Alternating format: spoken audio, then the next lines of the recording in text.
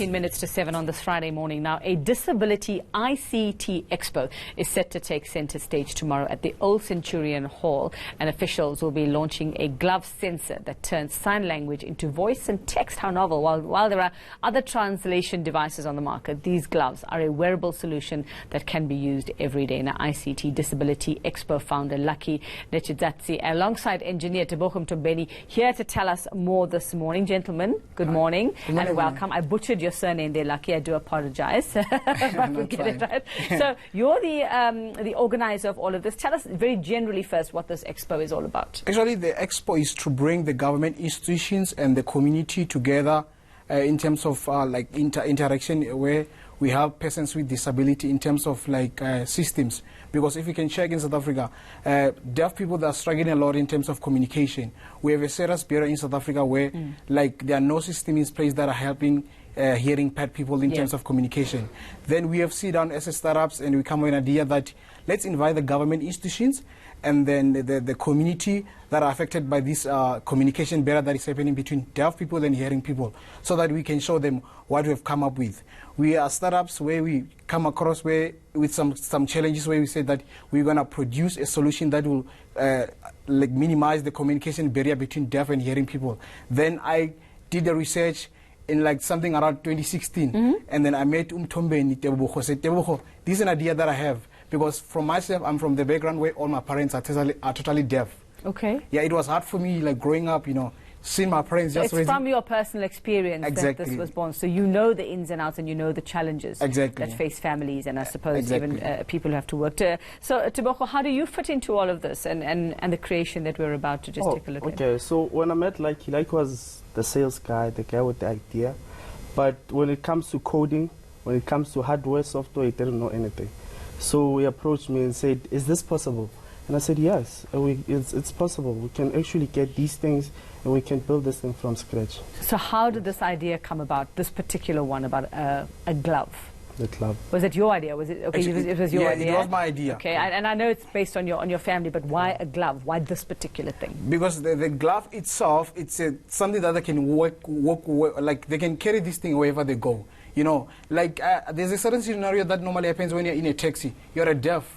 It's difficult for you to tell a driver that you're getting off at this certain point. But with a glove that we invented, it's connected to a phone where when you sign, it translates a voice so that the driver can hear what you say. So the sound comes out of your phone and it comes out as a voice. Whose voice is it?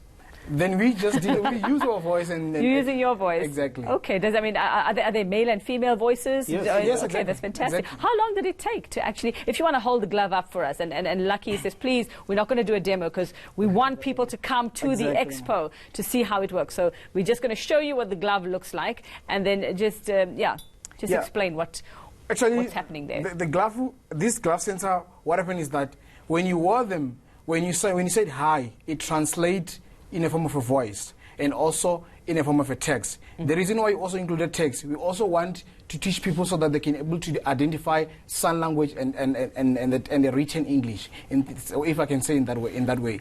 Then also when you communicate over the voice, it translates a voice to animation of South African sign language. On the data we loaded, it also communicates in Zulu, Tswana, Xhosa, so that we can meet the people who are in rural areas. Not everyone knows how to communicate. That's amazing. In English. How many years? You said like 3 years now that it's taken you, but that's great. Yes, I mean, that's not a long time considering what this can actually do. Exactly. Well, but it only works one way. Tebogo, does this only work one way? But like if I'm somebody who's able to hear, but I want to communicate with somebody who's hard of hearing, is there a way that it will? Interchangeable. There's a system that also converts voice to animation.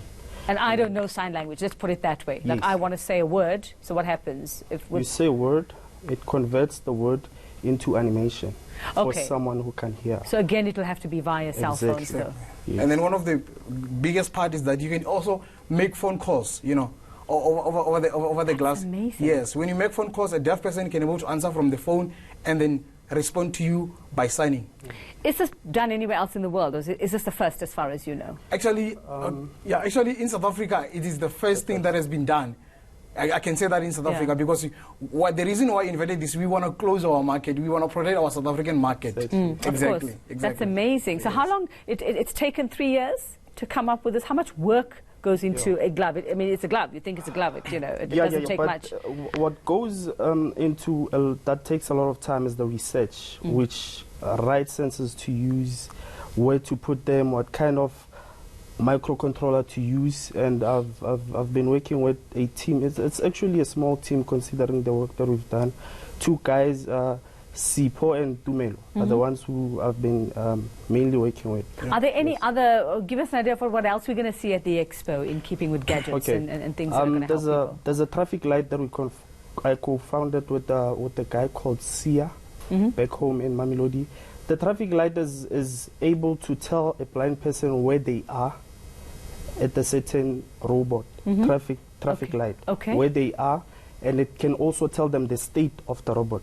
If it's green, if it's safe to cross, if it's not. And that will be in the form of voice. It can also be able to detect traffic congestion and change the algorithm in which it opens for the road. So when you say traffic light, is this a physical traffic light that's on the corner, or is it something that's like a name for something on your phone? No, it's a physical thing. Wow. That we're going to be also at the expo tomorrow. Okay, so obviously there's a button or something that needs to be pressed somewhere. Yes, exactly. Yes, exactly. That is fantastic. Okay, tomorrow. So this is tomorrow. Everything happens tomorrow. Is it a one-day expo? Yes, it's a one-day expo. We have 2 sessions. First thing, the first session is going to be a launch for the glove sensor. Wonderful. The reason why we are doing these launches, we want the feedback from the community. If it is right to be distributed, if there's some input, they can give us an input so that we can improve the product. And we also invite the government institutions that are affected in terms of communication for deaf people to support us in this project. Have you approached any government institutions yet on your own? Not yet, by the way. Not yet, by the way. But they are more than welcome to be on board and assist us to make this dream come true, so that we can reach out to communities. People in rural areas, they are really struggling. If you can check at like hospitals, they are struggling. You know, sometimes they get wrong medication. Look at SASSA department. You know, when they go to renew their cards, those kind of things. There are a lot of things that are happening that needs to be improved in terms of communication. And their lives will change. Can I hold that? I promise I won't break it or I won't drop it. Let's see. This is. I just want to say that I held it. A moment of greatness here. You know, that I held this thing. If you want to see how this works, head on over to the expo. It's going to be happening in Tshwane. It's the ICT Expo, and you're going to head on over. Just give us the actual venue. It is the Old Centurion. Yeah, Old Centurion Hall. In Littleton. Yes, exactly. In the Old Centurion Hall, that happens in Littleton. That's where you will meet Lucky Nechidzati. I've got that right. He's the ICT Disability Expo founder and then engineer, the man who helped him get this done, realize his dream. Tebogo Mtombeni. Well done, gentlemen, and I hope that this really takes off for you. Fantastic. Thank you so much. And thanks for coming in this morning.